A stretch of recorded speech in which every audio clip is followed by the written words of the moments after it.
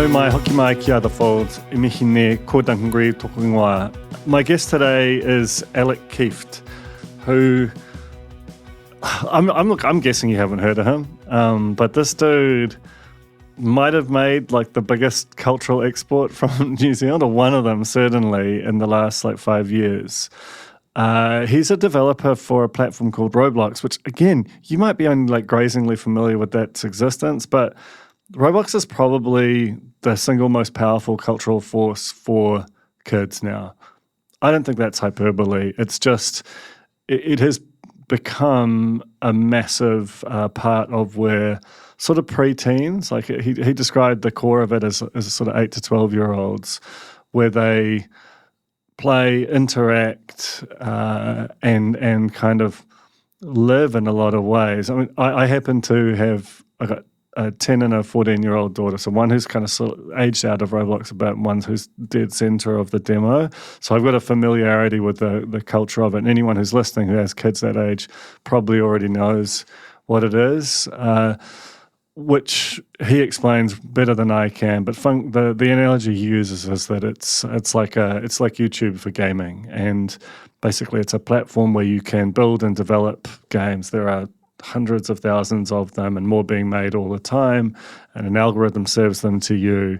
You can play them, and a lot of the time, like certainly with my kids, they'll be playing the game while having Discord running on the side to do sort of audio and text-based chatting, both amongst school friends and amongst strangers all over the world. And to some people, this sounds probably kind of dystopian, but we try and look at it as parents, and certainly I think that the appropriate way to view it is as an extension or a virtual version of what we would previously have done, in backyards and on streets as kids. This is just where it's happening now, and you kind of can't fight the irresistible nature of it.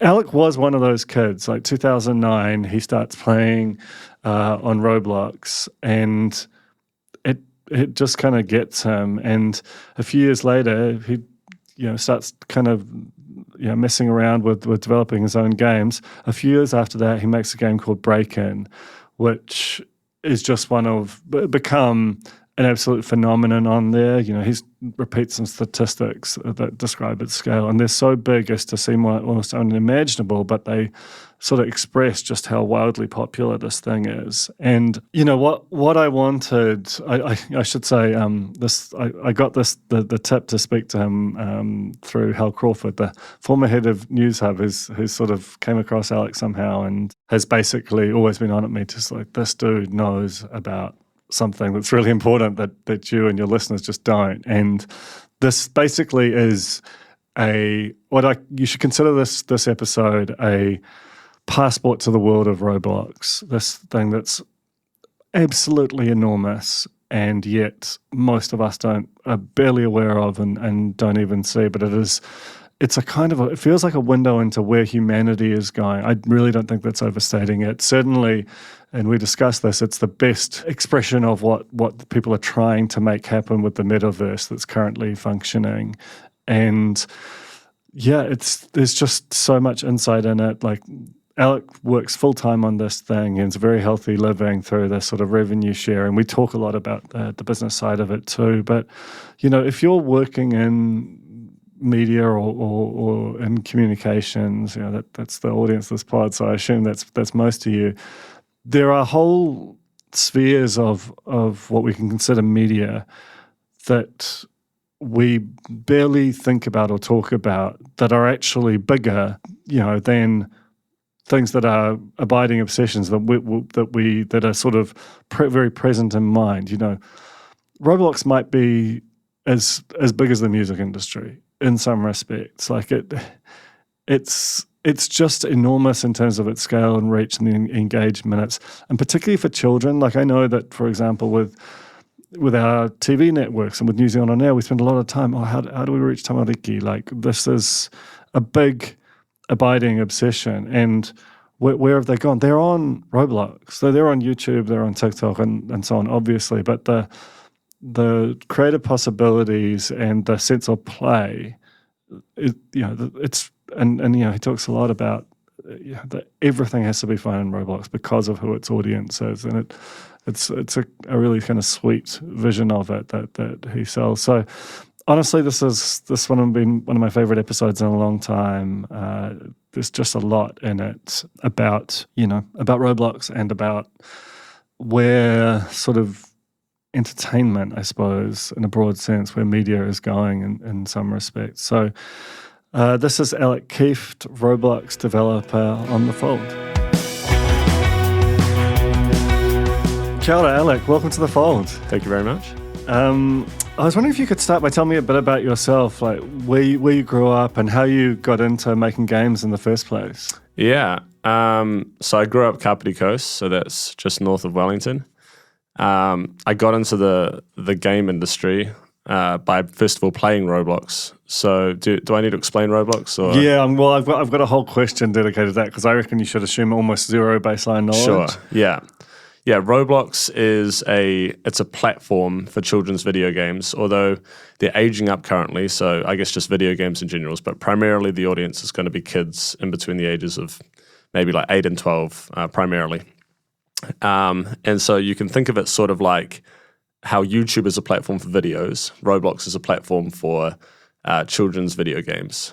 So you have a whole lot of different creators working on it, and they're all sort of making their own mini projects, and anyone can jump on and just publish a game. Like there's no like green lighting like some of the more sort of professional platforms do. You can just hop on and a 14-year-old can create something, and that could explode in popularity and make them very wealthy or very popular. So when I first started, though, I played Roblox back in it would have been year 8. So back in primary school is when I started.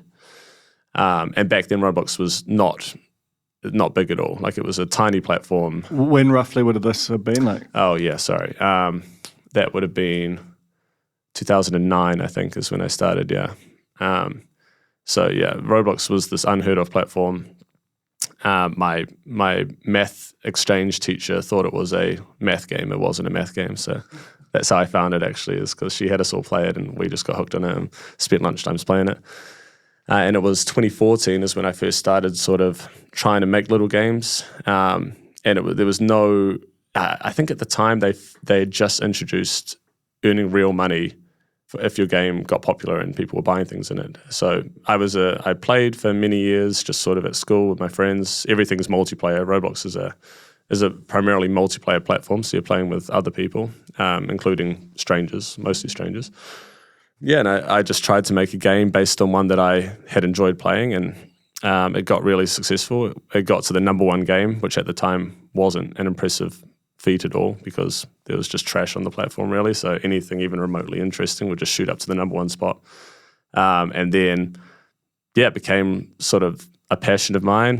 Throughout college, I would do it as a hobby.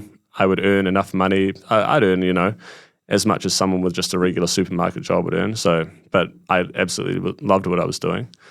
And there was potential to earn more even back then. But then over the sort of just a bit before COVID and then during COVID, the platform exploded in popularity and sort of became what it is today, which is this humongous gaming platform with engagement that rivals, TikTok and like Twitter and YouTube and everything. But yeah, 2014 is when I started, still doing it. Now there are companies with, 50, 100 employees making Roblox games. Back, obviously, when I started, that would never have been the case. So when you started, did you have an inkling that this might develop into, like, it's more than a full-time job for you now, right? And yeah. If you want, you could do this forever, so it feels. Yeah. Was it a hobby, or did you sort of have a sort of in the back of your mind, well, if this goes really well, it could become what it has eventually become for you? Yeah, I'd say it was definitely a hobby because sort of like back when I started, only the top guys who were just very driven and worked year round, they were earning like they were earning, good salaries. So it didn't really seem like a feasible career path. And then even when I finished university and I had a few hit games under my belt and I'd earned like substantial money, I I still was planning to go. I studied computer science and statistics at Vic, and so I planned after that to try get a sort of an entry-level programming job. That was always the plan. But then I thought I'd just give Roblox one more crack, and that's when I made my biggest game. So that allowed me to sort of continue doing it. So yeah, I guess the answer is I never planned on it being a full-time thing. So tell me about, so your life changes with Break-In is the game we're talking about, right? Tell me about the sort of financial model. I want to talk about Break-In and about the games and so on, but I think it's worth sort of, for a lot of people, it's like, how do you make money in this sort of abstracted space, especially with kids aren't notorious for having heaps of money. Yes. So their parents tend to have some and less if their kids are Roblox fans. So explain like the rev share, how within your games money is spent and therefore income's generated for you. Yeah, so it's similar to a mobile game, like a free-to-play mobile game that has microtransactions in it. So that's the model, basically. Everything, well, yeah, like 99% of Roblox games are free-to-play. And then inside the game, there'll be things you can purchase with a premium currency called Robux. And Robux, you may have heard of, you spend real money, you get it on your account. Kids can use that to buy virtual accessories just on the platform, or they can spend it within their favorite game. And that's the things they buy in those games are isolated to that game. So my game is a story-based game where you play as certain roles. And I have a couple of roles locked behind a paywall. Like you can be a policeman and you have to use Robux, which, is real money to unlock that role. Other games is like loot boxes and things like that. If you're unfamiliar, a loot box is a sort of like a present that holds 15 potential items with varying degrees of rarity. So there might be a 1% chance to get the super rare item. And so people will unlock these loot boxes over and over and over trying to get the super rare item. And they can, in a lot of games, they can spend money to spend Robux, again, which means, real life money, to purchase coins in the game to buy these loot boxes. So that's another very common way that people will monetize their games. So, I mean, one of the reasons I'm interested in Roblox is that I've got 10-year-old and 14-year-old daughters, both of whom either play or have spent a lot of time playing games, including Break-In. And the economy of it's really fascinating. Like, one of them was doing ice skating and really wanted, like, she was playing Brookhaven, I think, or maybe Royal High, and just wanted these ice skates and ended up like trading for them. Like there's a whole economy that happens within it, not just the sort of traditional economy of Robux, but also a kind of a grey economy of trading things. Like, does that happen within your games, and how and obviously it's got this relationship with Discord as well. So talk about the sort of ecology of it a bit. Yeah, sure. So what you're describing is this is maybe a bit tricky to explain, but there are games within Roblox that sort of are almost like standalone games. Things have grown so big now, like Brookhaven, for example, that it's almost transcended Roblox. Like it's as big as any standalone game that I would have played as a kid that wasn't on any platform. Like you're talking about like a Zelda or something. Club Penguin, if you're familiar with that. So they've gotten so humongous that you can just sort of forget about Roblox as a platform. And just like focus on that game in isolation. And then those games have little ecosystems like you described. So Royal High, which is made by a good friend of mine, so you can like unlock all these extremely rare clothing items, and then you can trade those items and you can get gems and get halos of the really coveted items.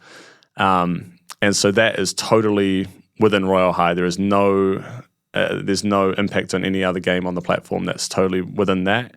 And there might be another game called Adopt Me, which is one of the, I think it's the second most popular of all time, made by a good friend of mine as well. And that has a similar thing where the whole game is like very trading based. And so you want the best pet and you can trade up for different pets. And those two games are totally, there's no crossover whatsoever. So it could be either of those. But it's a very common sort of setup in Roblox. It's, similar to like, I guess, trading Pokemon cards and things at school, but a virtual version of that, It's interesting, right? Because unavoidably, when you're describing this, it calls to mind some of what has been conjectured around in terms of the metaverse. And when Mark Zuckerberg changed the name of Facebook to Meta, and when there was all that kind of buzz around it a couple of years ago until AI came along and ate that portion of the sort of brain space, there was a persistent thread that the metaverse already exists. And it's called Roblox. You know, Sure. that was a response from people.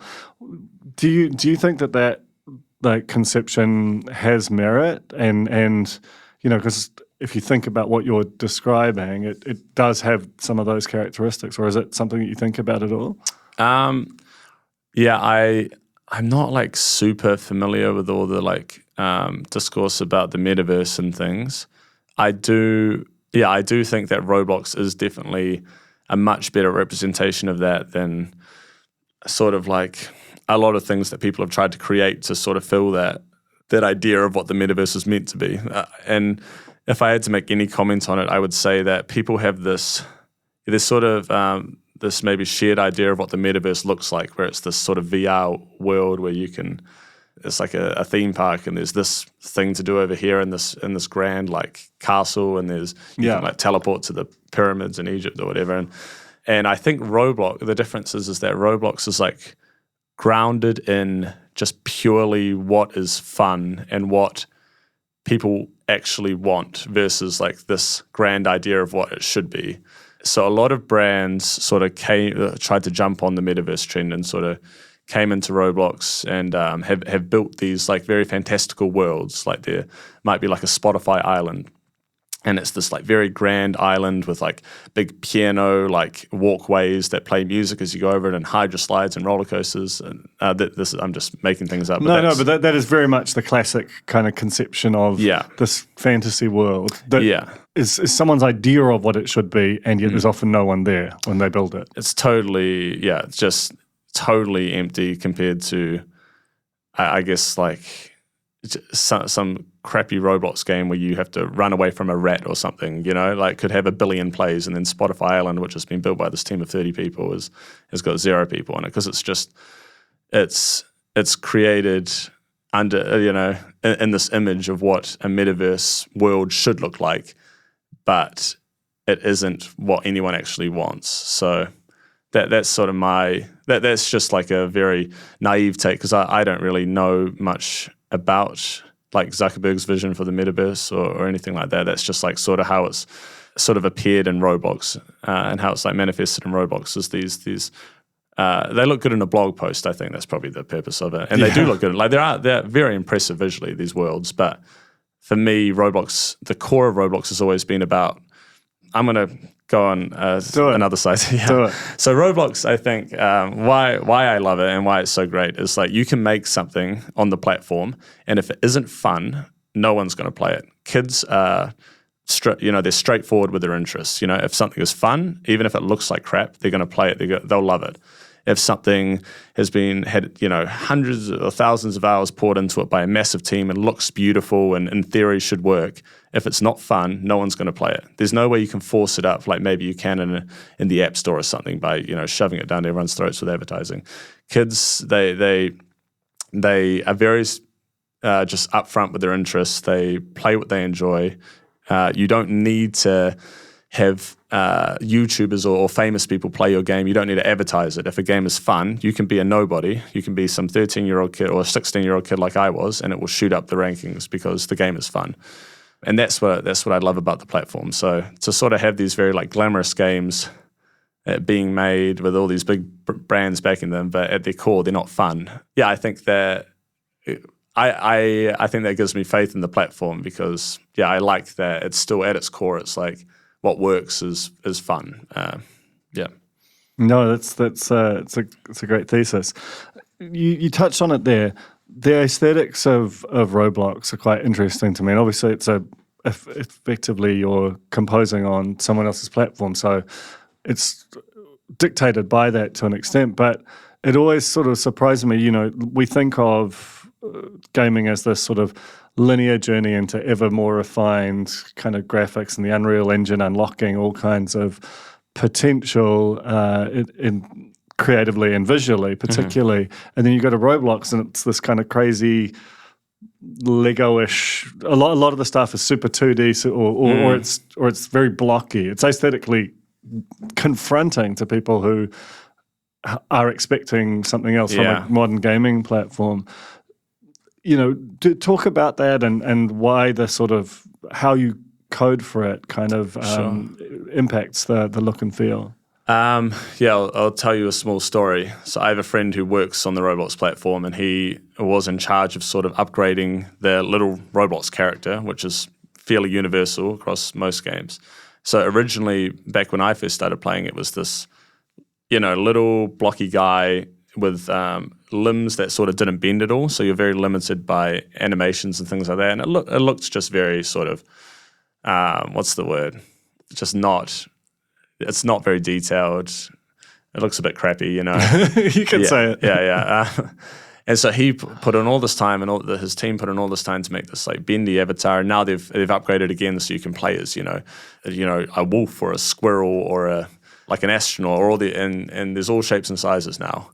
But a lot of the top games on the platform still use the original rigid, crappy avatar still, which is really fascinating. And he's always told me, he said, I'm so annoyed because these games, we asked them, like, why are you using this crappy? We built you this new avatar and it looks so good. Why are you using the old crappy ones? And they say, we don't know. We just like it. And players love it. I mean, that's culture, right? Like it's not, and then that's on some level why Roblox wins, is that it doesn't try and impose what, or presuppose what the kids want. The kids will tell you by what they play. But so that visual thing is not off-putting. In fact, it's actually part of what makes it this kind of secret world that works for people. Absolutely. And the games that are my favorites personally on the platform, even though I would consider myself as someone who I sort of try to flesh out a world and make it very atmospheric, and I think I have good attention to detail and lighting and graphics and things like that, at least more so than some of the real crappy games. But my personal favorites are these games that maybe have like they're clearly made by just someone who didn't have much of an artistic vision, but they really understood what made their game fun and all the little details, like all the little icons and things, which at the end of the day aren't important as long as the player can read them and know what each button does. Yeah, those are the best games. They look kind of shoddy, but they play beautifully. I sort of talked about this a little bit before, but yeah, that's, I think at its core, what I love about Roblox is something can look like crap and just be so incredibly fun. But I think, lately, so maybe in the past like year or 2 years, you've started to see these games come up. There's one called Doors, which is this horror game, and it looks like a non-Roblox game. So it look a really fantastic lighting and attention to detail and materials and everything. And that has sort of, as games like that have sort of shown everyone, hey, we can actually make these really beautiful looking games and still keep the essence of what makes a Roblox game fun. So I think I would like to see more, like detailed, interesting looking games. I don't think necessarily I want Roblox to be this janky looking, like low poly, low detail, washed out lighting platform forever. I think that always exists, but I think you're going to start to see some games start to look like Unreal Engine, not to that level, but I think start to get there a little bit at least, and that's cool. So let's talk about one of your games, like the one that sort of, if you'll pardon the pun, kind of broke out for you and probably changed your life. Tell me about Break-In, about the vision, and because that really has become kind of a phenomenon that's changed your life, right? Totally, yeah. So Break-In, I had a friend who was working on, he's a brilliantly creative guy called Samson, and he made this new game where it's you and a group of friends go on a camping trip. And it's not, at the time, it was totally unlike anything else on the platform. And he's like one of these developers who's like the most evergreen Roblox developer imaginable. Like he just has an idea and he understands in his head, I think it'll be fun for me and my friends play this go on a camping trip horror game in Roblox. And so he built it.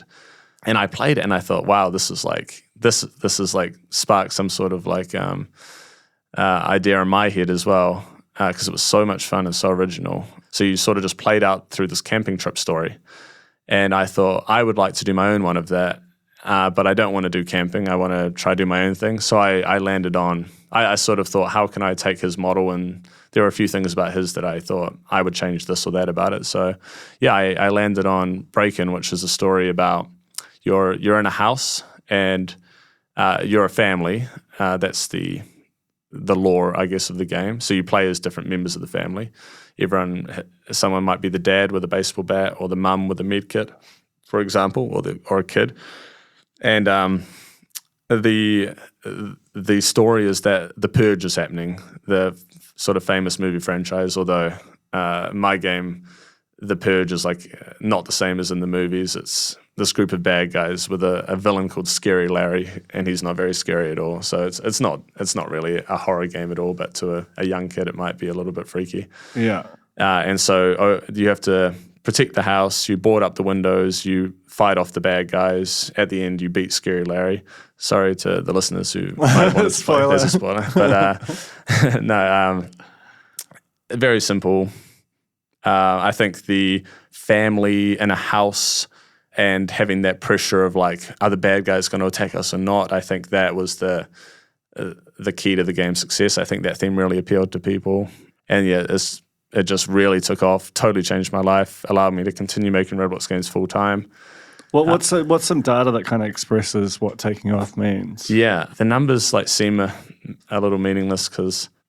So I'll try to think of maybe some that. So on Roblox, it's been played over 2 billion times now. So I think like 2.2 or 2.3 billion times. That's number of sessions started by people. Yeah, yeah. Right. But what's like a more?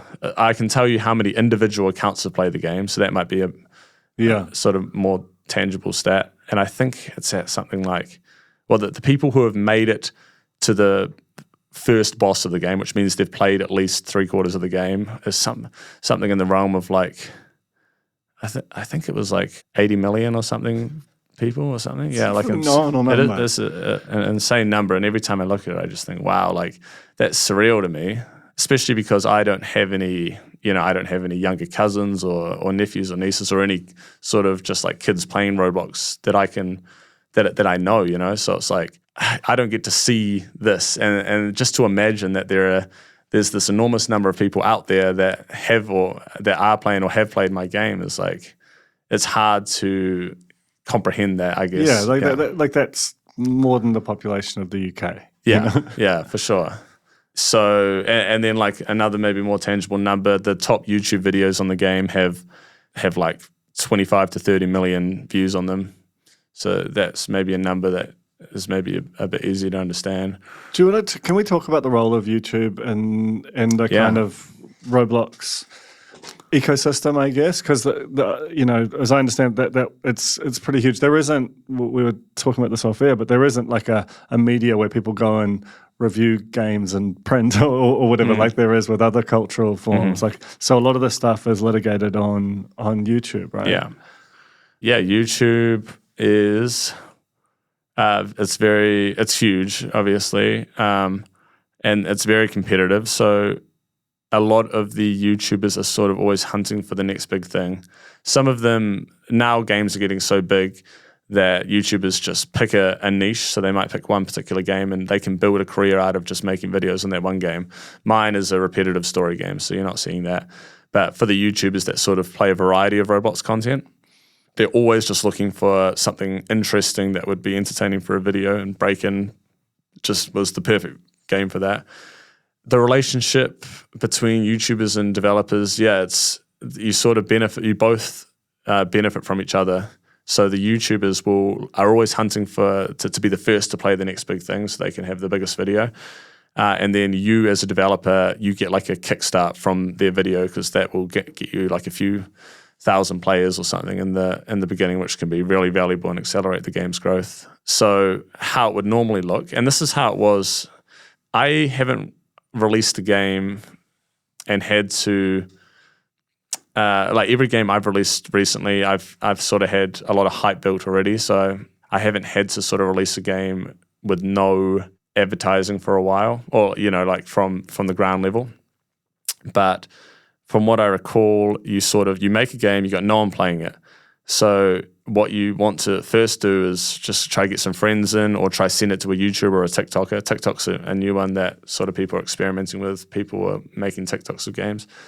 And then if your game is really fun, eventually someone will send that to a YouTuber, or people send it to their friends, who send it to their friends, who send it to their friends. And then eventually it might land on a small YouTuber's desk. They'll play it. Another person will see that. They'll play it. And suddenly you've got a small trickle of people coming into the game. That might be enough to get you on the algorithm. Then the algorithm normally carries you up. So the games are algorithmically served within Roblox? Yeah. Is there advertising? Like, can you pump the algorithm by paying for placement? You can do that. But you just don't think that works? No, I do think it works. I think I haven't had a lot of experience with that. I used to use it a lot, but things have changed a lot since then. Because the last game I've released sort of had a lot of hype behind it, so I didn't have to advertise it.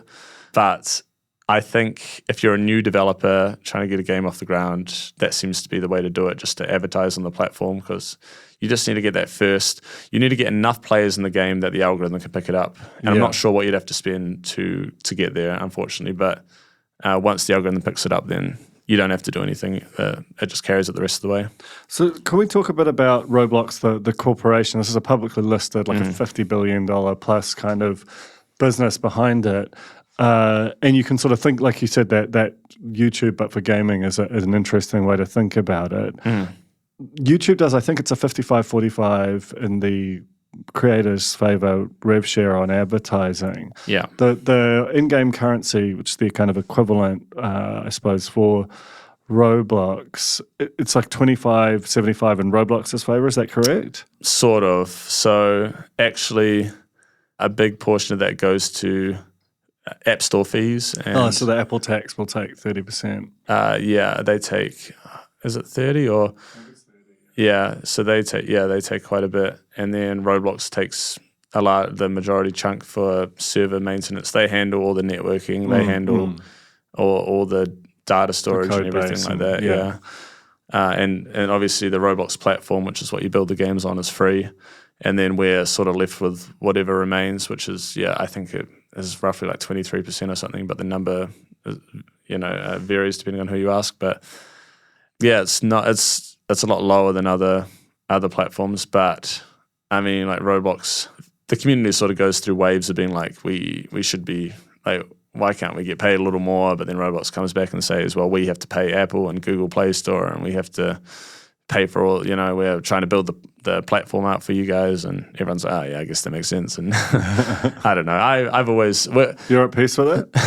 Well, I'm in a weird position, right? Because, and I'm just speaking for myself, but I went from playing the game and being a fan of Roblox. Like I was Roblox was like this great, awesome company. And then I transitioned into being someone who does it for work. So it's hard to sort of get out of the mindset of like, I'm just so grateful to be here, and I'm earning great money, Like I'm so fortunate to be able to do what I do full time, and even though I earn not, like 25 cents on the dollar or whatever it is, I still, I guess, am earning just because of the volume of players. I'm earning a lot, and I don't know, like maybe I'm also not very, like money hungry. I don't have a big studio or anyone that's relying on me, so it's easy for me to just be like, I'm just quite pleased to sort of to get a little chunk of that. But yeah, I guess like if they were to, I would love it. I would love to get more money. But I don't know. I can't say that I'm too bothered by it. In terms of the sort of evolution of it, it sort of started out, as a, it was not, I mean, a lot of people would have been like you, like hobbyists with aspirations to more, but, not having the idea of building a studio or a full kind of business around it. But in much the same way as that the biggest YouTube channels are starting to resemble production companies, it sounds like Roblox because of the opportunities and revenue that can be built there, it is starting to become kind of professionalized, and there are starting to be sort of studios building out, which Roblox is actively encouraging. Yeah. How have things changed? Because a lot of this, like you referenced before, the pandemic booms, every kid is stuck inside on a screen, and Roblox becomes the thing that they're doing. And so you have this bomb of interest and usage that probably fundamentally changes what the economic realities of it can be. Yeah. How has it changed since then from your perspective, as someone who's been there from almost the beginning in a way? Yeah, I'd say Roblox has always been a platform for like the solo developer or the hobbyist developer. So maybe a couple, like two brothers or just one like 17-year-old or someone could, create the smash hit because they have a deep understanding of the platform and sort of just wing it. And that's always sort of been the way that that people have made Roblox games. It's been these just random kids who have figured it out. Nowadays, you're starting to see big game studios coming from off platform, or just people who have raised a bunch of capital and are hiring a bunch of people from within the community. And they sort of have started off by none of them are like too bad. It's not. I don't want to make them sound terrible, like they're all just coming in and like trying to milk as much money from the platform as they can. But certainly the safest way for them to sort of get a return on their investment is to create games heavily modeled after existing games and ones that tend to be more lucrative. So you're seeing a lot more of those sort of cookie cutter.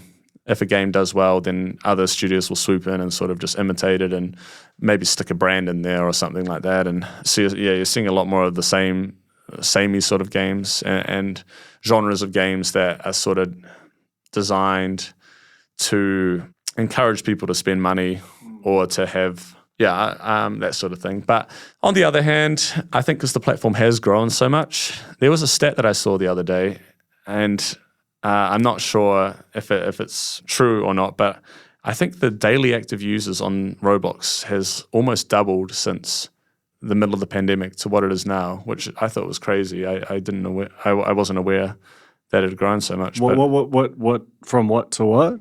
I can't remember what the numbers are, but I think it's up to like 50 or 60 million or some absurd number like that, daily active users now. Yeah, and you're just seeing like such a high, like such a large quantity of kids that, like me, played and then eventually were like, I'll give this a crack and try and make something. And just the sheer volume of that means you're seeing a lot of just like new emerging talent, and still you're seeing these incredibly creative games, and they still are able to shoot up the rankings and become these smash hits. And so these massive game studios, they exist and they're making these games and they're a little bit soulless or whatever, and they're not super original, but you're still, as long as there's a place for the solo developer or the kid who just wants to figure it out, I'm happy, and those games still exist, even at a higher quality than they used to be, I would say. Yeah, I guess there's a lot of brand games and things as well, but those, they're there. They exist, but they're not hurting the platform in any way. This is brands paying to get a game developed as a form of marketing, effectively. But they're just, some of them are really good. Like there was a Hello Kitty one and a Sonic one that did really well, and they were, not anywhere near the level of some of these really creative and original games that some of the, like a 20-year-old developer might put out just because they're super passionate about a certain weird project. But I think I would have enjoyed playing them as a kid. Sure. So, like, you are going to be making a super healthy living out of being a full-time Roblox dev, and like, I mean, the whole thesis of this chat is this is this invisible thing that's actually massive, and that we should pay attention to. Are there other New Zealanders in your boat, and like, what is the sort of future, do you think, of it as both a kind of creative, cultural, but also a professional employment type category? Yeah, in New Zealand, I live with two other Roblox developers, and we've worked together in the past, and they're sort of just they're earning a full-time living, they're chipping away at their projects, and then there's one other guy who lives in Nelson, and he's he's doing really well, and he has a company that employs people, and has like a few games now that are sort of ticking along and doing quite well. So I'd say like at the core community that I'm familiar with is probably us four, and then there's like a few hobbyist guys here and there that I think like chip away at things but might have jobs on the side, or just people that do it in a more limited capacity. Well, because you've got to imagine that 60 million or so, whatever that New Zealand's version of that is on a population basis, there are more yous coming. You know, and sure. they'll all be kind of trying to create for the platform and dreaming of what you have. In a way. So it sort of feels like it will just keep coming in some respects. Yeah, here's another big difference from when I first started, though. So now you've got these companies, and they've raised humongous amounts of money, and they sort of have these big brand deals where they have tons and tons of capital, and they're hiring up all this emerging talent. Right. So now these kids who are sort of like figuring out Roblox and finding their footing on the platform, rather than sort of like taking a stab at making a game, which is risky and probably will end up failing, but that's what you got to do to sort of figure it out. Those guys have been soaked up sort of like a sponge into these companies. So I do wonder if a lot of the emerging talent, which is great though, because they're earning good money and they're and it's more stable and stable, than the high risk world that you came up in. Yeah, so there's not necessarily like tons and tons. Yeah, it hasn't scaled up one to one, because a lot of them are sort of like falling into that. But yeah, I imagine I bet you there are some other like Kiwi developers who are really killing it right now that maybe I'm just not aware of. Yeah, how did you find the other, your flatmates and the dude in Nelson and so on? Flatmates I actually knew I started making games, so we all played Roblox together, and I didn't know them in person. They knew each other, but we met online, and we all used to play, and then we all transitioned to making games around the same time, and then we all made a game together, which did really well, called Mall Tycoon. Yeah, and the other guy, the guy, he lives in Nelson. He reached out to me. At the time, he hadn't really made anything that big, so neither of us had really succeeded at the level we have now.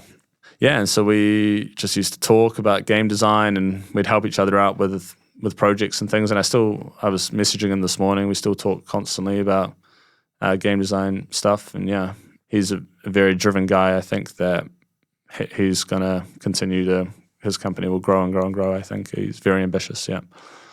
Amazing. Hey, thank you so much, Alec. This has been like such a fascinating window into this sort of hidden but massive world. And really appreciate you coming up on the fold to talk about it. Yeah, thank you for having me. I hope I've painted a picture of what Roblox is like. It's sort of hard, being so familiar with the community and trying to sort of explain that to I guess civilians kind of thing. Yeah, right. I don't know if I've done a great job, but I hope you guys have sort of understood what's going on in Roblox a little bit. Yeah, no, you definitely have. Anyway, thank you so much for coming up. Yeah, cheers.